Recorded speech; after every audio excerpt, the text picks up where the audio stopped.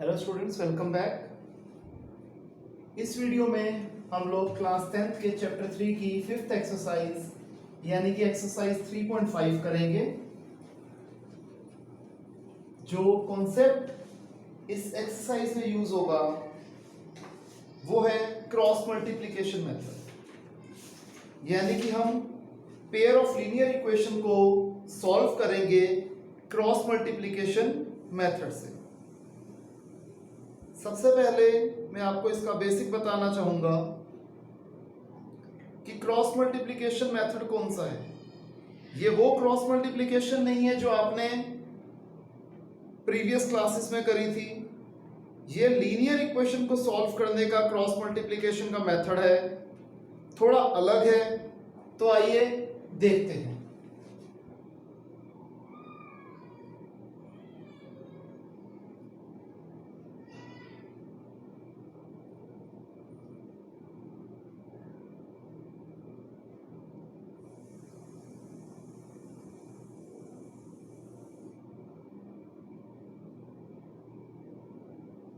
Cross multiplication method, इसमें जो हमें चीज याद रखनी है वो है B C A B, B C A B, right. इसका मतलब हम ऐसे लिख लेंगे, पहले b1 अपॉन b2, फिर हम लिख लेंगे c1 अपॉन c2, फिर हम लिख लेंगे a1 अपॉन a2, फिर हम लिख लेंगे b1 अपॉन b2। और क्या से सॉल्व किया जाएगा? x अपॉन में b1 multiply by c2 minus b2 multiply by c1 is equal to y upon में c1 into a2 minus c2 into a1 is equal to 1 upon में a1 into b2 minus a2 into b1। ये होता है cross multiplication method. आसान method है। आइए इसके practical application को देखते हैं कुछ क्वेश्चंस की हेल्प से।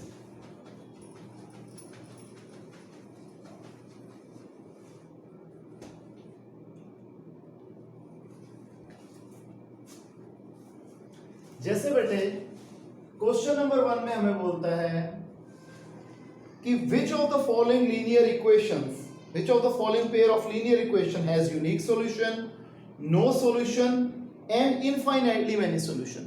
सबसे पहले हमें a1 a2 b1 b2 c1 c2 के रिलेशन से चेक करना है कि ये जो पेयर ऑफ लीनियर इक्वेशन है ये यूनिक सॉल्यूशन बना रहे हैं, इनफाइनाइटली मैनी सॉल्यूशन बना रहे हैं या नो सॉल्यूशन बना रहे हैं। उसके आगे कहता है कि अगर जिसका यूनिक सॉल्यूशन है सिर्फ उसी पार्ट को आप क्रॉस मल्टीप्लिकेशन से सॉल्व करिए। तो मैं जानबूझ के वो वाला पार्ट करवाना चाहूंगा जो यूनिक सॉल्यूशन है, ताकि हम क्वेश्चन को और कॉन्सेप्ट को पूरा ढंग से समझ सकें। जैसे मैंने लिया सेकंड पार्ट, ये है 2x plus Y is equal to 5 और दूसरी इक्वेशन है 3x plus 2y is equal to 8। ये दो इक्वेशन हमारे पास हैं।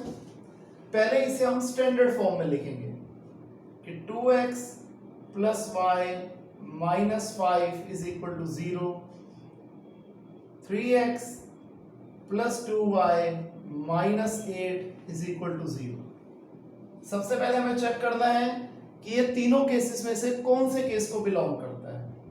तो हम लिखते हैं a1 अपॉन a2, a1 हो जाएगा 2, a2 है 3, b1 अपॉन b2, b1 है 1, b2 है 2, c1 अपॉन c2, c1 है माइनस 5, c2 है माइनस 8। हम यहाँ क्या ऑब्जर्व कर रहे हैं कि a1 upon a2 is not equal to b1 by b2।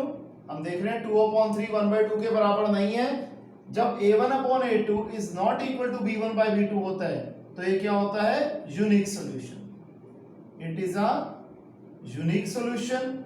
और यूनिक सॉल्यूशन को हमें आगे सॉल्व करना था यूजिंग क्रॉस मल्टीप्लिकेशन मेथड, जो क्या हो जाएगा b1 बाय b2। हम पहले इसकी वैल्यू लिख लेते हैं 1 बाय 2, c1 बाय c2 की वैल्यू -5/-8, a1/a2 की वैल्यू 2/3, b1/b2 की वैल्यू 1/2।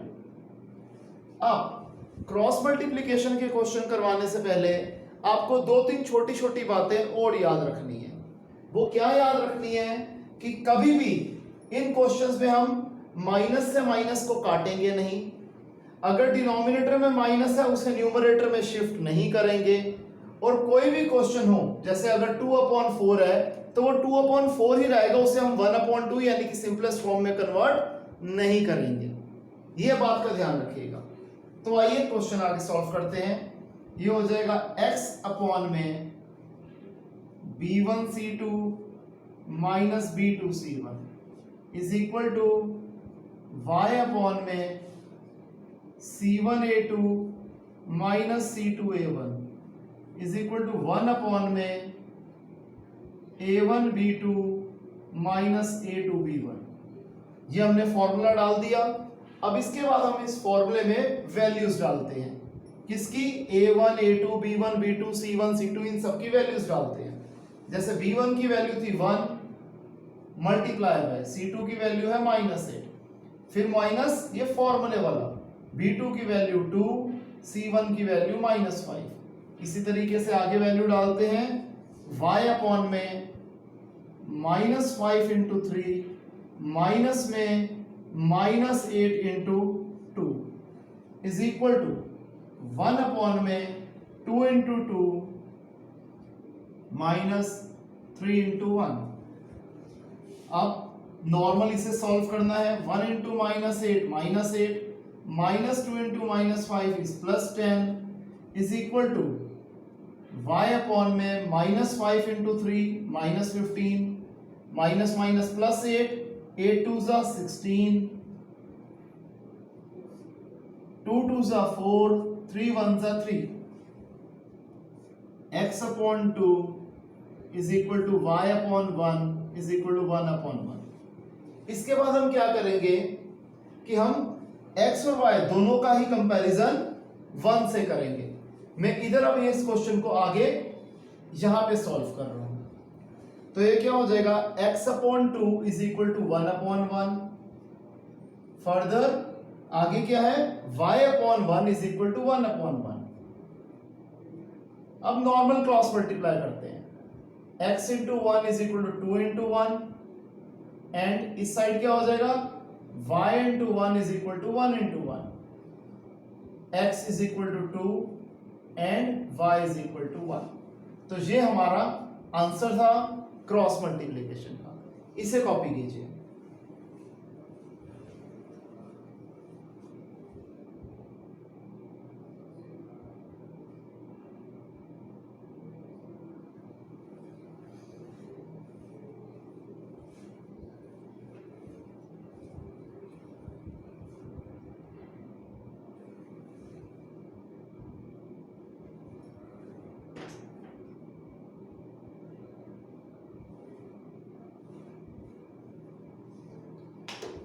हो गया स्टूडेंट्स?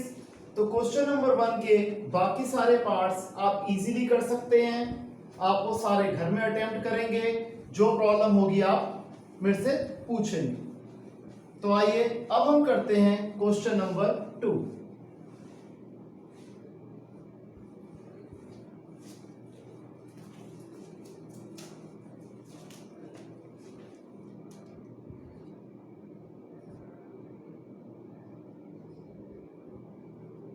जो कि है 2x plus 3y is equal to 7 और दूसरी इक्वेशन है a minus B X plus a plus B Y is equal to 3a plus B minus 2। अब देखते हैं इस क्वेश्चन में क्या कह रहे हैं हमसे। हमें कहते हैं a और b की वैल्यू निकालिए अगर इस पेयर ऑफ लीनियर इक्वेशन के इनफाइनाइटली मेनी सॉल्यूशन है। हमें a और b की वैल्यू निकालनी है अगर इस पेयर ऑफ लीनियर इक्वेशन के इनफाइनाइटली मेनी सॉल्यूशन है। सबसे पहले हम इसे सिंपलेस्ट एक जो स्टैंडर्ड फॉर्म है उसमें कन्वर्ट करेंगे। ये क्या हो जाएगा 2x plus 3y minus 7 is equal to 0। और दूसरी इक्वेशन हो जाएगी a minus B X plus a plus B Y. ये तीनों टर्म्स ऑपोजिट साइड पे जाएगी तो साइन ऑपोजिट हो जाएंगे, यानी कि minus 3a minus B plus 2 is equal to 0। अब हमें दिया हुआ है कि ये इनफाइनाइट मैनी सॉल्यूशन है, तो for infinite number of solutions क्या होता है जी कि a1 upon a2 is equal to b1 by b2 is equal to c1 by c2। हम सबकी वैल्यूज डालते हैं। a1 की वैल्यू है 2, a2 की वैल्यू है a माइनस b, b1 की वैल्यू है 3, b2 की वैल्यू है a प्लस b, c1 की वैल्यू है माइनस 7 और c2 की वैल्यू है minus 3a minus b plus 2। हमने वैल्यूज डाल दी। अब हम क्या करते हैं, पहले इन दो चीजों को, इन दो इक्वेशंस को, इन दो प्रॉब्लम्स को लेके चलते हैं आगे। तो ये क्या हो जाएगा 2 मल्टीप्लाई होगा a प्लस बी से और 3 मल्टीप्लाई होगा a माइनस बी से। हमने एक यहां पर इसे सॉल्व कर रहे हैं और इधर हम इसे सॉल्व कर लेते हैं।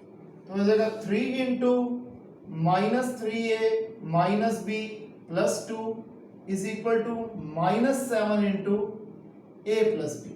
तो आइए पहले इसे हम सॉल्व करते हैं। ये क्या हो जाएगा 2a प्लस 2b, 2 को हमने दोनों टर्म से मल्टीप्लाई कर लिया। सिमिलरली हम 3 को भी इन दोनों टर्म से मल्टीप्लाई करेंगे, 3a माइनस 3b।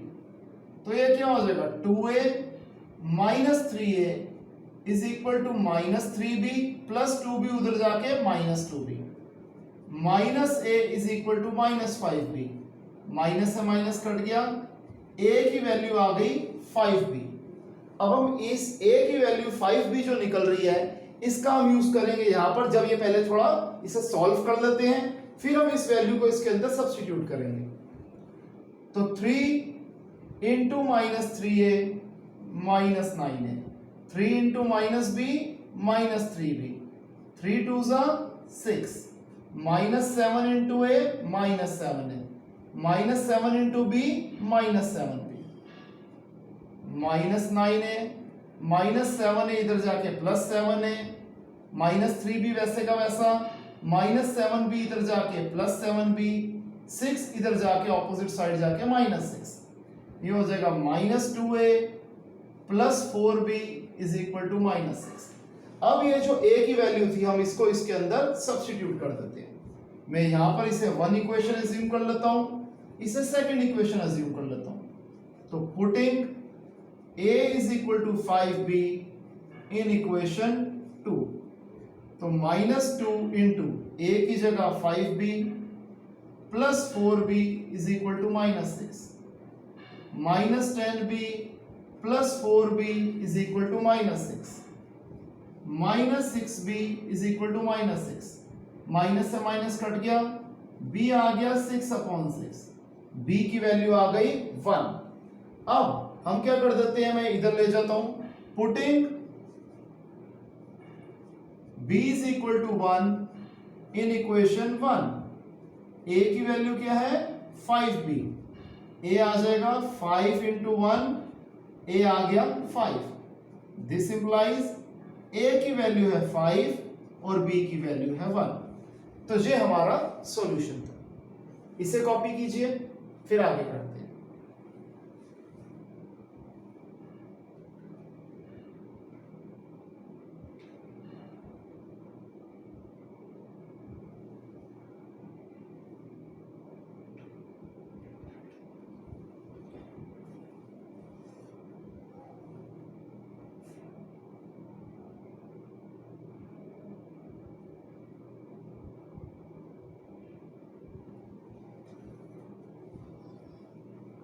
हो गया स्टूडेंट्स, अब आगे करते हैं।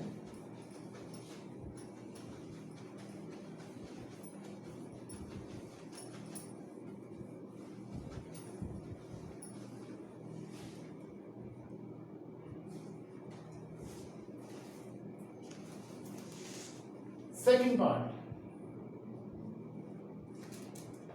3x प्लस वाई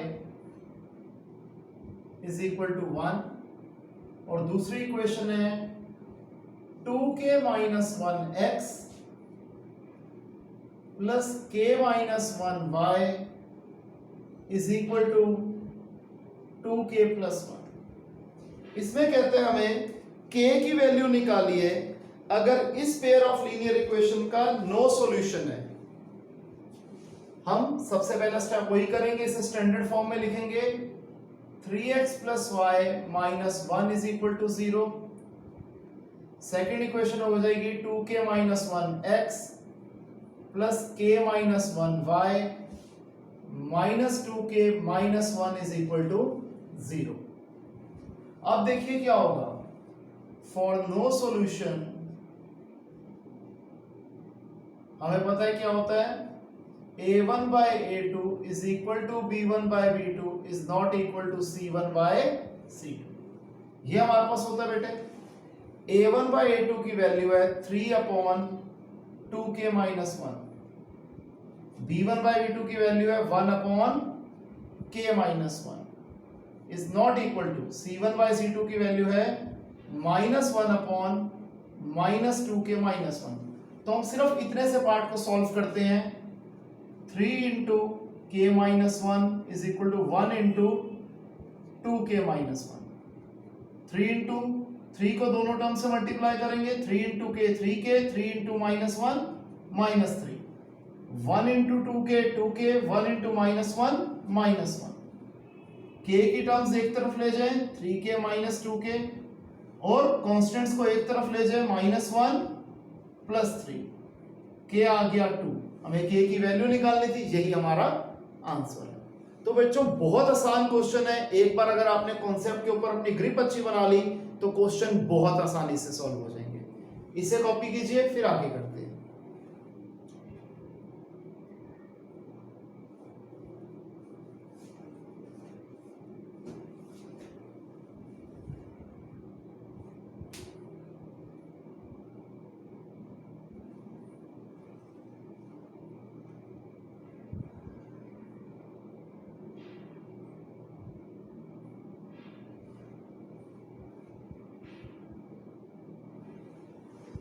हो गया स्टूडेंट्स। अब स्टूडेंट्स जो हमने क्वेश्चन नंबर 3 देख रहे हैं उसमें कुछ भी नया नहीं है, उसमें सिर्फ ये बोला जा रहा है कि हमें क्वेश्चन को सॉल्व करना है क्रॉस मल्टीप्लिकेशन मेथड लगा के और सब्स्टिट्यूशन मेथड लगा के। तो इसमें क्योंकि कुछ भी नया नहीं है इसलिए ये क्वेश्चन आप खुद करेंगे, ये क्वेश्चन होमवर्क है। अब हम करते हैं क्वेश्चन नंबर 4। बेटा क्वेश्चन नंबर 4 जैसे आप देख रहे हैं ये है वर्ड प्रॉब्लम का क्वेश्चन। तो इसमें अगेन हम वही करेंगे कि मैं वर्ड प्रॉब्लम को सॉल्व करके इसके पेयर ऑफ लीनियर इक्वेशन में कन्वर्ट कर दूंगा और जो सॉल्यूशन पार्ट है वो आप लोग खुद अटेम्प्ट करेंगे, राइट। तो आइए आगे देखते हैं। जहां पर हमें कहते हैं फर्स्ट पार्ट में a part of monthly hostel charges is fixed and the remaining depends on the number of days one has taken food in the mess. Mess means canteen. क्या कहते हैं, जो आपके हॉस्टल चार्जेस हैं वो दो parts में बाइफरकेटेड है। एक तो फिक्स चार्ज है जो आप कह लीजिए हॉस्टल में रहने का है, और दूसरा किसके ऊपर डिपेंडेंट है कि आपने कितने दिन हॉस्टल की कैंटीन में खाना खाया। तो हम दोनों चीजों को x और y एक एक चीज को अज्यूम कर लेते हैं। सबसे पहले मैं मान लेता हूं लेट फिक्स्ड चार्जेस है ₹X और फूड चार्जेस पर डे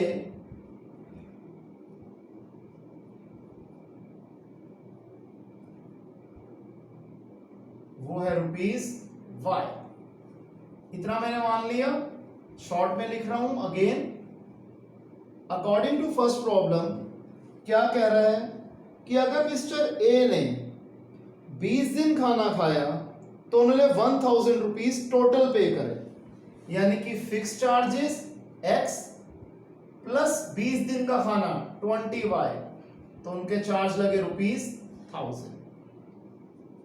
अब आगे देखते हैं सेकंड प्रॉब्लम से। प्रॉब्लम में हमसे क्या कह रहा है इसमें कहते हैं जो बी स्टूडेंट है, मतलब जो मिस्टर बी हैं, इन्होंने 26 दिन खाना खाया और इन्होंने टोटल पे करे 1180 रुपीज, यानी कि फिक्स चार्जेस प्लस 26 दिन का खाना, यानी कि 26y इज इक्वल टू 1180। बहुत आसान क्वेश्चन था, बहुत सिंपल क्वेश्चन था, इजीली आगे सॉल्व हो जाएगा। सेकंड पार्ट देखते हैं, ये भी फ्रैक्शन का क्वेश्चन है, ऐसे क्वेश्चन हम कर चुके हैं, आइए इसे भी फटाफट समझते हैं। फ्रैक्शन की बात है तो हम मानेंगे लेट न्यूमरेटर है x और डिनोमिनेटर है y, देयरफॉर फ्रैक्शन क्या हो जाएगी, न्यूमरेटर अपॉन डिनोमिनेटर, यानी कि x upon y। According to first problem में क्या कह रहा है, फ्रैक्शन 1/3 बन जाएगी, फ्रैक्शन 1/3 बन जाएगी कब, अगर हम 1 को सब्ट्रैक्ट कर देंगे न्यूमरेटर में से। अगर हमने न्यूमरेटर में से 1 सब्ट्रैक्ट कर दिया, डिनोमिनेटर के बारे में कुछ नहीं बोला, यानी कि वो अनअफेक्टेड है, यानी कि y के अंदर कुछ भी प्लस माइनस मल्टीप्लाई डिवाइड नहीं होगा, तो इससे क्या हो जाएगा, क्रॉस मल्टीप्लाई नॉर्मल, 3 को मल्टीप्लाई करेंगे x माइनस 1 से और 1 को मल्टीप्लाई करेंगे y से, तो हो जाएगा 3x minus 3 is equal to y, तो 3x minus y is equal to 3। ये हो गई हमारी इक्वेशन 1। आगे देखते हैं जी क्या कह रहे हैं,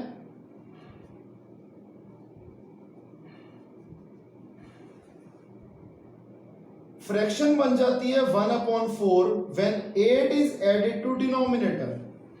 फ्रैक्शन बन जाती है 1/4 कब, जब हम डिनोमिनेटर में 8 ऐड कर देते हैं, न्यूमरेटर में कोई चेंज नहीं है, डिनोमिनेटर में हमने 8 ऐड कर दिया।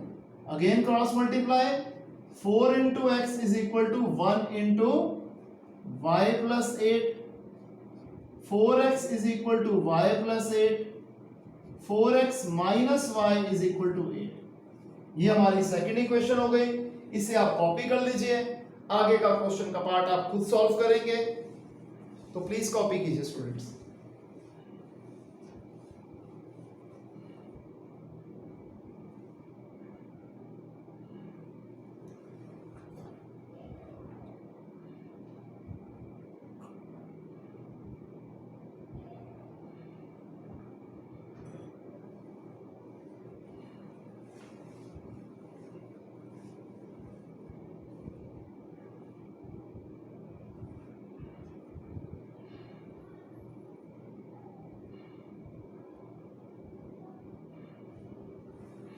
हो गया स्टूडेंट्स, अब आगे देखते हैं।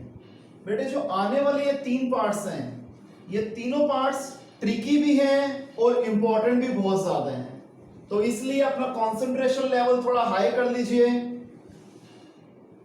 और क्वेश्चन को समझने की कोशिश करो, क्योंकि अगर ध्यान से समझोगे तो क्वेश्चन इजीली समझ में आ जाएगा।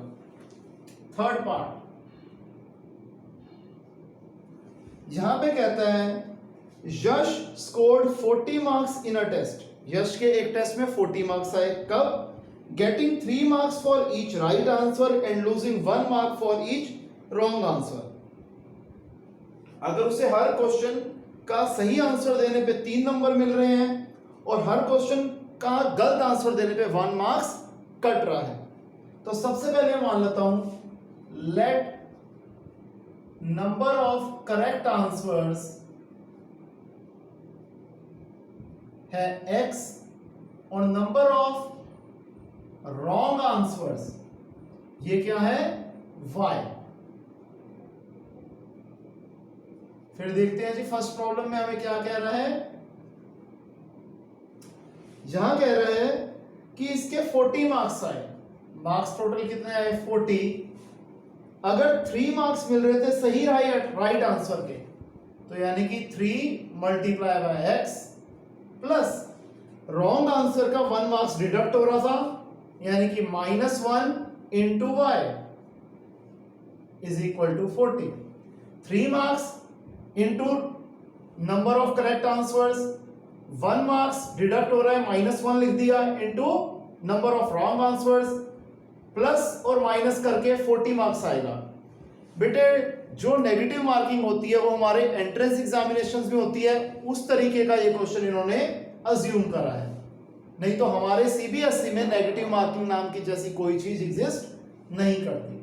तो 3 into x 3x minus 1 into y minus y is equal to 40। ये हो गई हमारी equation 1।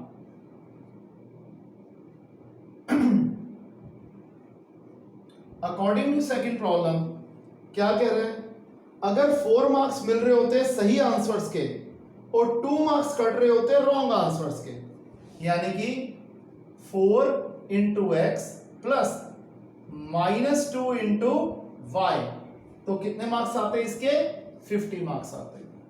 4 into x 4x minus 2 into y minus 2y is equal to 50। Clear है? अब हम यहां क्या देख रहे हैं, तीनों ही टर्म्स 2 से डिवाइड हो रही हैं, तो आइए इसे 2 से डिवाइड कर देते हैं।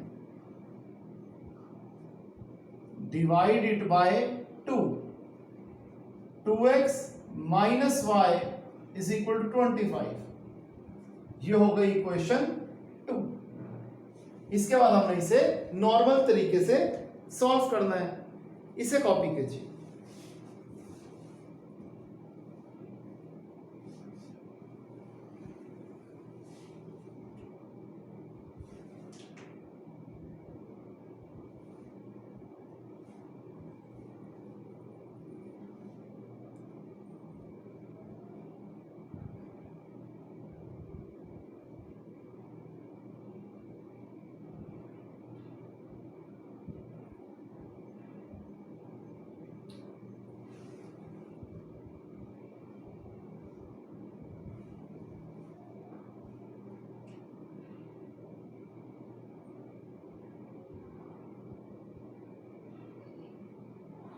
हो गया स्टूडेंट्स? आइए फोर्थ पार्ट करते हैं।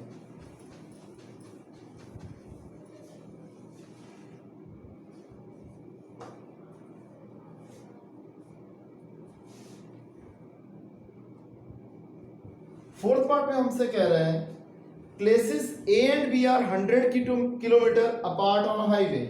एक हाईवे है, वहां पर दो प्लेसेस हैं ए और बी,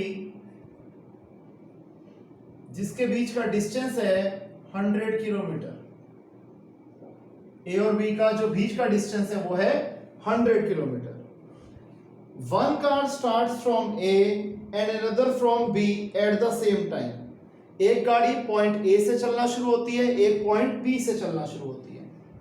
अगर ये दोनों कार्स चल तो अलग अलग स्पीड्स पे रही है, डिफरेंट स्पीड्स पे रही हैं, लेकिन अगर ये सेम डायरेक्शन में जाती हैं तो ये 5 घंटे बाद मिलती हैं। ए भी राइट साइड पे जाती है, बी भी राइट साइड पे जाती है, तो ये दोनों गाड़ियां आपस में 5 घंटे के बाद मिलती हैं। लेकिन अगर ये दोनों गाड़ियां ऑपोजिट डायरेक्शन में आती हैं तो ये 1 घंटे के बाद मिलती हैं। बताओ दोनों गाड़ियों की स्पीड क्या क्या है? मैं मान लेता हूं सबसे पहले, let speed of car from point A है x किलोमीटर पर आवर और speed of car from point B है y kilometre per our.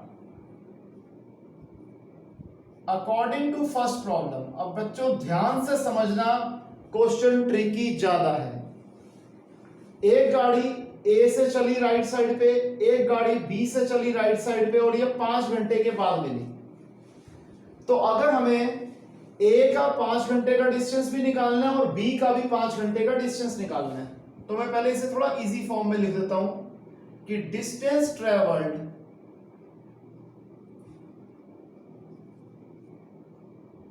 Bye car A in 1 hour क्या हो जाएगा, क्योंकि सेकंड में 1 आवर है, तो 1 into x kilometre.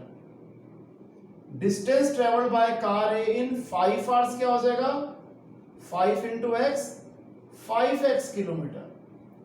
Distance travelled by car B in 1 hour 1 into y kilometre.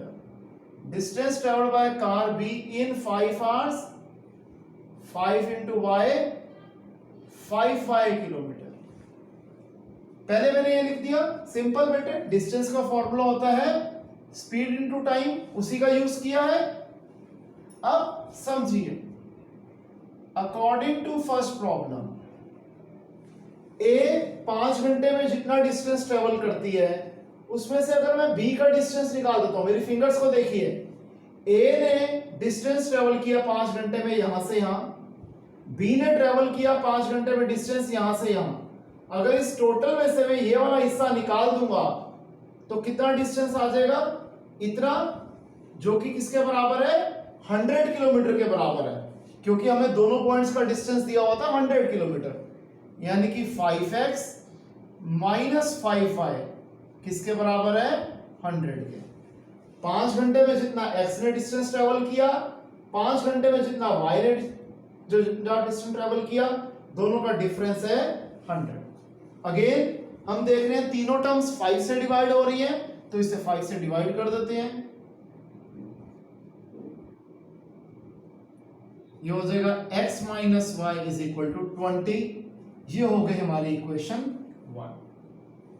फिर अकॉर्डिंग टू सेकंड प्रॉब्लम क्या कहते हैं, जब ये ऑपोजिट डायरेक्शन में आई, कार ए ने 1 घंटे में इतना ट्रेवल किया डिस्टेंस, कार बी ने 1 घंटे में इतना डिस्टेंस ट्रेवल किया, दोनों के डिस्टेंस को प्लस कर देंगे तो 100 किलोमीटर आ जाएगा।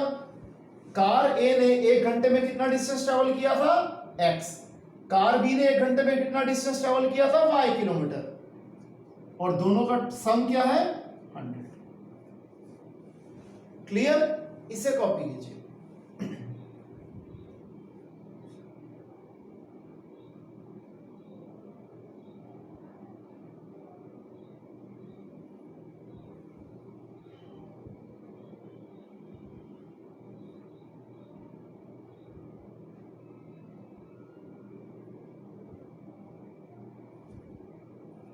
हो गया स्टूडेंट्स, आगे देखते हैं।